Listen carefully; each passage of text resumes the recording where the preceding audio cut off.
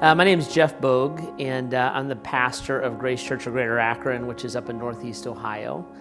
And our church has developed over the years a deep passion and a strong culture of evangelism. So new Jesus followers, a new life in Jesus is really a regular part of who we are.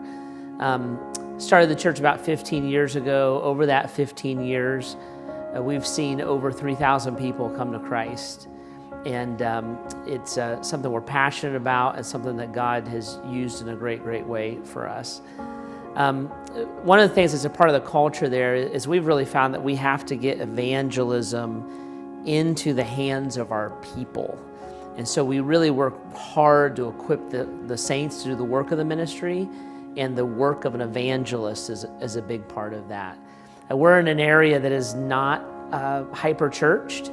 So going to church and being religious is not necessarily a normal part of our culture in the Greater Akron area. So we really have had to learn to communicate the gospel to people who are biblically illiterate. One of the ways that we've learned to do that, we call it doing good with someone.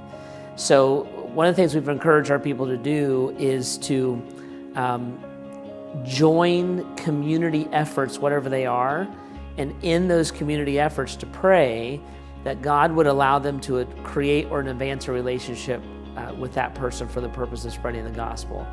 So you may be work with the like the cat rescue or the clean up the river project, and instead of asking our folks to kind of organize and do something for the church, we're saying to the church, just join that, just be a part of that.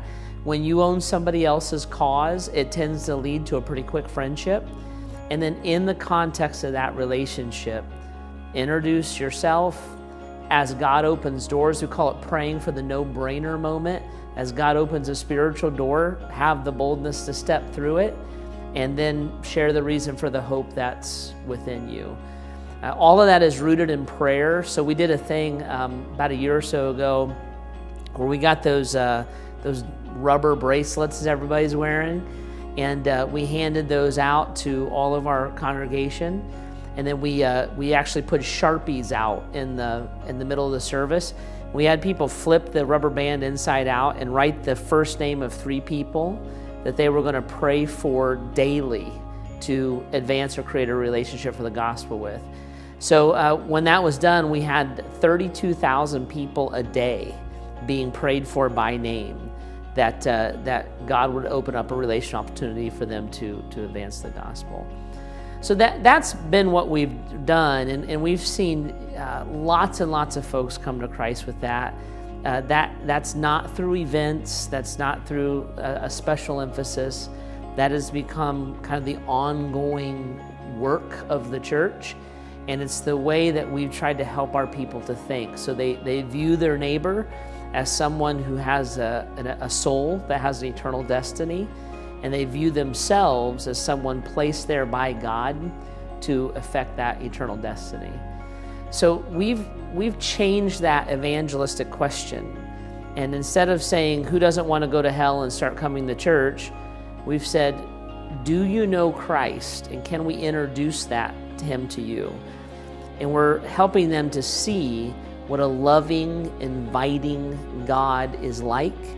And our experience has been that when someone signs up to be a follower of Jesus, instead of just not go to hell, and they understand the heart and the mind of God, that He's the God of the invitation, He's not the God that's out to get you, and we take them into a discipleship process in which they examine the heart and the mind of that God, that disciple will then make disciples.